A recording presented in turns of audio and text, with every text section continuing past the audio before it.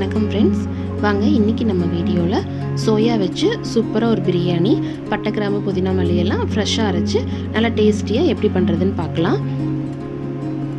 இப்போ இதுக்கு சீரக சம்பா அரிசி எடுத்திருக்கேன். சீரக சம்பா ரொம்ப நேரம் ஊற வேண்டியதில்லை, ஒரு 10 நிமிஷம் ஊறினாலே போதும். நம்ம பிரியாணிக்கு தேவையானதெல்லாம் ரெடி பண்ணிவிட்டு தாளிக்க ஆரம்பிக்கும் போது ஊற வச்சுக்கலாம். இது வந்து 1/2 கிலோ அரிசி இருக்குது. இந்த டம்ளரில் 4 டம்ளர் இருக்குது. இது வந்து தாளிக்கும் போது ஊற போட்டுக்கலாம். இப்போ இது இருக்கட்டும். இதுக்கு 2 பெரிய வெங்காயம் எடுத்திருக்கேன், நீளமாக கட் பண்ணி வச்சுருக்கேன். ஒரு தக்காளி, ஒரு கைப்பிடி அளவுக்கு மல்லித்தலை, ஒரு கைப்பிடி அளவுக்கு புதினா எடுத்திருக்கேன். இஞ்சி பூண்டு பேஸ்ட்டு ஃப்ரெஷ்ஷாக ரெடி பண்ணிக்கலாம். இது வந்து பூண்டு கொஞ்சம் அதிகமாகவும் இஞ்சி கொஞ்சம் குறைவாகவும் எடுத்துக்கலாம். இதை அரைச்சிட்டு 2 டேபிள் ஸ்பூன் எடுத்துக்கலாம். பிரியாணி மசாலாவுக்கு பட்டை கிராம்பு ஏலக்காய் மட்டும் போதும், அதுவே வாசனை சூப்பராக இருக்கும். இப்போ வந்து 8 பீஸ் பட்டை எடுத்துக்கலாம். ஒரு 7 கிராம்பு 7 ஏலக்காய் எடுத்துக்கலாம். சோயாவை சுடுதண்ணியில் ஊற வச்சு எடுத்து வச்சுருக்கேன். இது வந்து 2 கட் பண்ண வேண்டாம், இந்த மாதிரி கையால் உடச்சி விட்டுக்கலாம். 4 டம்ளர் அரிசிக்கு 2 டம்ளர் அளவுக்கு சோயா எடுத்துக்கலாம். உங்களுக்கு அதிகமாக வேணும்னா இன்னும் கொஞ்சம் கூட சேர்த்துக்கலாம். இப்போ இதில் தயிர், இஞ்சி பூண்டு பேஸ்ட்டு, கரம் மசாலா, மஞ்சள் தூள், கொஞ்சமாக உப்பு, கொஞ்சமாக புதினா மல்லி இதெல்லாம் சேர்த்து நல்லா கலந்து வச்சிடலாம்.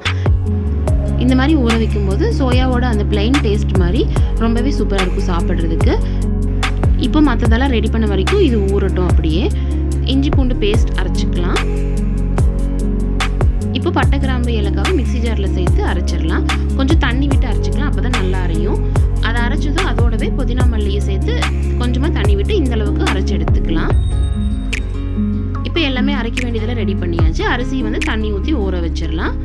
இப்போ பிரியாணி தாளிக்க 3 பிரிஞ்சி இலை, 2 பட்டை, 2 கிராம்பு, 2 ஏலக்காய், ஒரு அன்னாசி பூ, கொஞ்சமாக கல்பாசி எடுத்துக்கலாம்.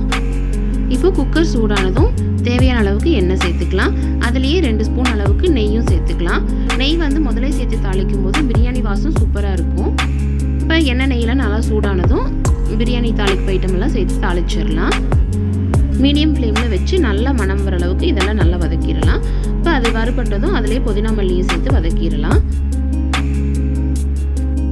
வெங்காயம் சேர்த்துடலாம். வெங்காயம் சேர்த்து நல்லா கலந்து விட்டுடலாம். இப்போ வெங்காயம் சீக்கிரம் வதங்குறதுக்காக கொஞ்சமாக உப்பு போட்டுக்கலாம். வெங்காயம் நல்லா எண்ணெயிலேயே வதங்கி நல்லா பொன்னிறமாக ஆக வரைக்கும் வதக்கிக்கலாம். ஸ்டவ் மீடியம்லேயே இருக்கட்டும். பாருங்கள், இப்போ இந்த அளவுக்கு எண்ணெய் பிரிஞ்சு வர அளவுக்கு வதக்கினதும் 2 ஸ்பூன் அளவுக்கு இஞ்சி பூண்டு பேஸ்ட் சேர்த்துக்கலாம். இதுவும் சேர்த்து நல்லா எண்ணெய் பிரிஞ்சு வர அளவுக்கு வதக்கிடலாம். இப்போ பாருங்கள், நல்லா எண்ணெய் பிரிஞ்சு வந்துருச்சு. இப்போ வந்து பட்டை கிராம்பு புதினா மல்லி அரைச்சி வச்சுருக்கிறோம் இல்லையா, அந்த பேஸ்ட்டும் இதோட சேர்த்துடலாம். இதை ஒரு தடவை நல்லா கலந்து விடலாம்.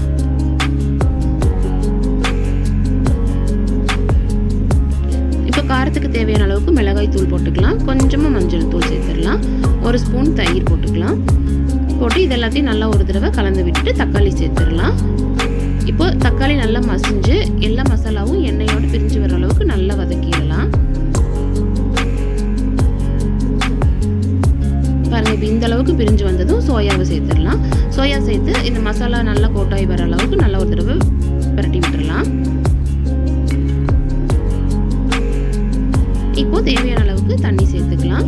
1 டம்ளர் அரிசிக்கு 2 டம்ளர் தண்ணி அளவு சரியாக இருக்கும். நான் 4 டம்ளர் அரிசி எடுத்திருக்கேன், அதுக்கு வந்து 8 டம்ளர் தண்ணி எடுத்துக்கலாம். இந்த அளவுக்கு எண்ணெய் மேலே தெளிஞ்சு நிற்கணும். அப்போ தான் பிரியாணி வந்து ஒன்றோட ஒன்று ஒட்டாமல் நல்லா பொழு பொழுன்னு வரும்.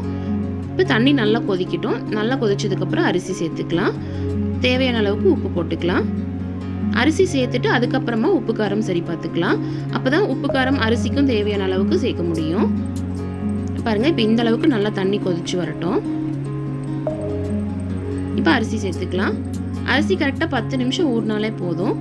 அதிக நேரம் ஊறிச்சுன்னா பிரியாணி குழஞ்சு போயிடும். இப்போ நல்லா கலந்து விட்டுட்டு உப்பு காரம் சரி பார்த்துக்கலாம். உப்பு காரம் கொஞ்சம் அது தூக்கலாக இருக்கட்டும், அப்போ தான் பிரியாணி வெந்து வரும்போது கரெக்டாக இருக்கும். பாருங்கள், இப்போ இந்த அளவுக்கு அரிசி ஒரு 1/4 பாகம் வெந்ததுக்கு அப்புறமா மீடியம் ஃப்ளேமில் வச்சு குக்கர் மூடி வச்சு ஒரே ஒரு விசில் வச்சா போதும். ஒரு விசிலுக்கே அரிசி நல்லா வெந்துடும். அந்த ஸ்டீம் ரிலீஸ் ஆகிற டைமே பார்த்தீங்கன்னா நல்லா தம் போட்ட மாதிரி ஆயிரும். இப்போ இதை மூடி வச்சு ஒரு விசிலுக்கு வச்சிடலாம். இப்போ விசில் வந்து ஸ்டீம் எல்லாம் ரிலீஸ் ஆயிடுச்சு. பாருங்கள், ஓப்பன் பண்ணிடலாம். சூப்பராக வந்திருக்கு பிரியாணி. அரிசி பாருங்கள், பொழு பொழுன்னு ஒன்றோட ஒன்று ஒட்டாமல் நல்லா வந்திருக்கு. இது வந்து நல்லா ஒரு தடவை கலந்து விடலாம்.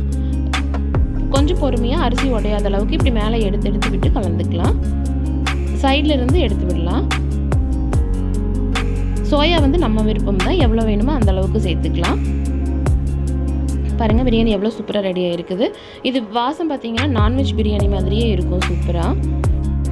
கரெக்டான அளவுக்கு தண்ணி வச்சு ஒரே ஒரு விசில் வச்சாலே போதும். அந்த ஹீட்டுக்கே அரிசி வந்து நல்லா வெந்துடும். இதே மெத்தடில் ட்ரை பண்ணி பாருங்கள். ஒரு அரிசி கூட அடி பிடிக்காது.